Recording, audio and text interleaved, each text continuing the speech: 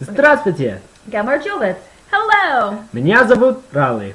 Mimikvia. Joanne. My name is Marissa. I'm one of Miss Sogard's friends from college. I've known Miss Sogard since 2006 and we have been close friends since then. I met Miss Sogard when we were both students at Texas A&M. After I graduated, I decided to move to the country of Georgia. Here I'm an English teacher in a public school. I've been teaching here since August.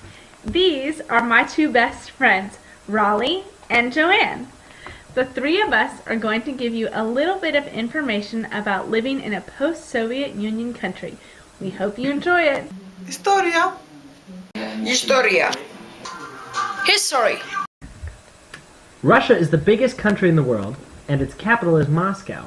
Russian history started about 1,000 years ago in ancient Kiev and southern Russia.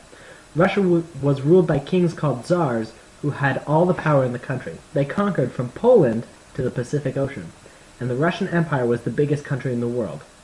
In 1553, Ivan the Terrible became one of the most important kings.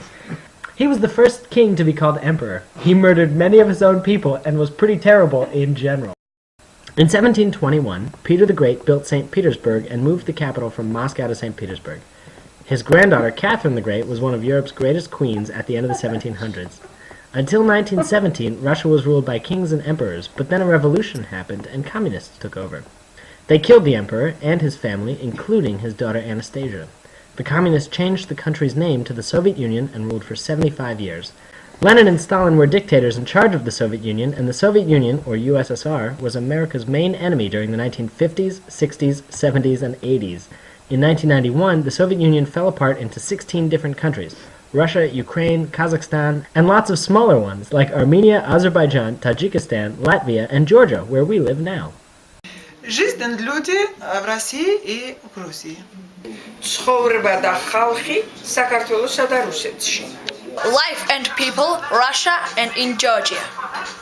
Most cities in Russia and the former Soviet Union have a mix of historical buildings and communist buildings.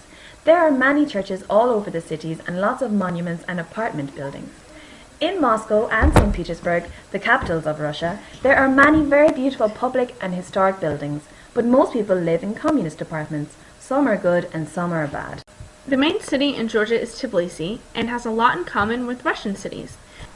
There are many churches and old, historic buildings in a neighborhood called Old Tbilisi and near the old fortress and sulfur baths. Life in the country is very different from life in the city. A lot of the time there is no electricity or water in small villages, and many people are very poor. Lots of people in the country grow their own food, and that is all that they have to eat. They have vegetable gardens and farm animals, and they make their own wine in Georgia and vodka in Russia. Because Russia and America were enemies for so long, there are a lot of differences between the two countries. They did not communicate very well for the 75 years of the Soviet Union. Most of what Russians and Westerners know about each other comes from movies and television. People in Russia and the former Soviet Union think Americans and Europeans are all wealthy and only eat cheeseburgers. They consume a lot and spend money extravagantly. Westerners still think that everybody in Russia is a communist and a spy.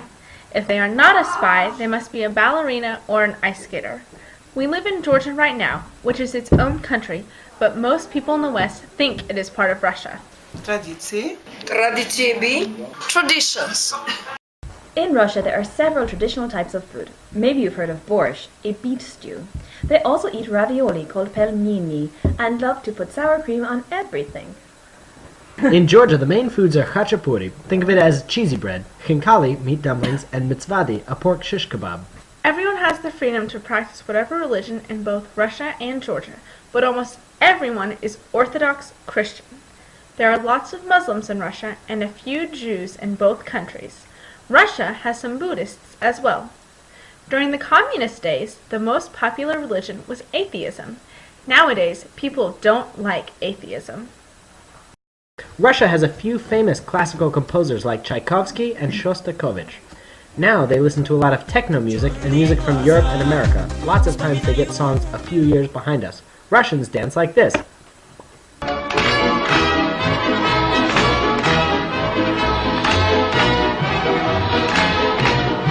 In Georgia, they have 5 songs and play them non-stop. They are mostly folk songs with traditional instruments like drums and the panduri, a Georgian guitar.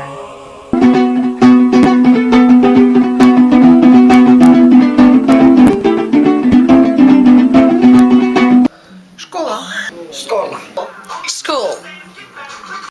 We've never been to schools in Russia, but we'll tell you about Georgian schools, which probably have a lot of similarities to Russian schools.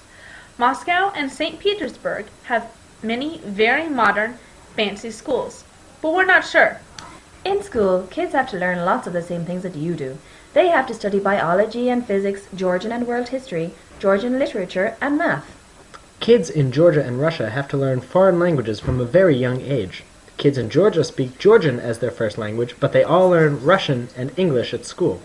In Russia, everybody speaks Russian and another European language. Most school buildings are really bad.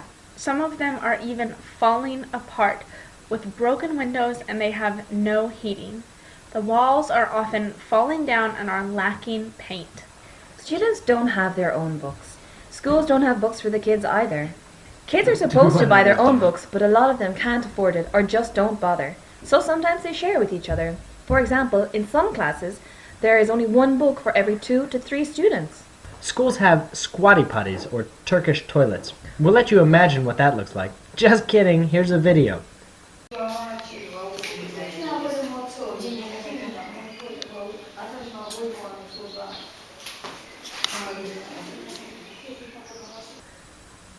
Lots of times they're outside. Electricity goes out a lot, even in Tbilisi, the capital of Georgia. In some places, the electricity is almost always available, but accidents happen, of course. Other places don't have electricity all the time. For example, my house only has water 13 hours a day, according to a schedule. We don't have water for about an hour in the morning and an hour in the afternoon, and during the night from 11 p.m. until 8 a.m. we have no water at all. The longest I've been without water is for 6 days. Our whole city or town was completely out of water. Some students go to university or college after high school, but many stay home and work. Some students quit school before even finishing high school. Of course, some American and European students quit school too, but it is far more common in Georgia. Colleges and universities are almost all in the capital or other major cities, Moscow, St. Petersburg, and Tbilisi in Georgia.